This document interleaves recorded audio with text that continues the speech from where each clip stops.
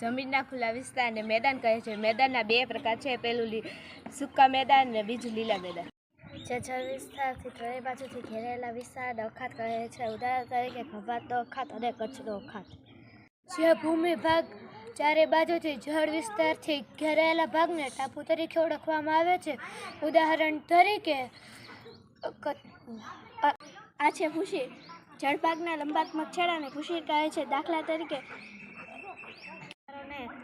અલગ કરતી સાંકડી ભૂમિપટ્ટીને સહયોગી ભૂમિ કહે છે.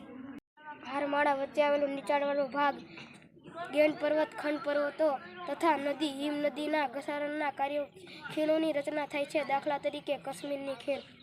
દ્વીપકલ્પ, જેની ત્રણેય બાજુએ પાણી આવેલું હોય અને એક બાજુ જમીન આવેલું હોય તેને દ્વીપકલ્પ કહે છે. અને નક્કર ખડકમાંથી બનેલ ભૂમિભાગ ઊંચા ભૂમિખંડ તરીકે રહે છે, તેને અવશિષ્ટ પર્વત કહે છે.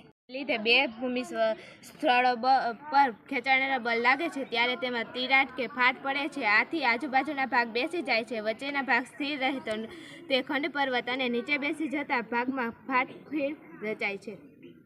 વાતાવરણના ફેરફારને કારણે જમીનમાં કેટલીક વાર ખાડા તેમજ તેમાં પડવાની તિરાડ પડવાથી જ્વાળામુખી ફાટવા કે માટીના ઢગલા થવાથી ઘટના બને છે. આ જ્વાળામુખી ઠંડીમાં બનવાથી ઢોળાવાળા તેમજ પર્વત કહે છે.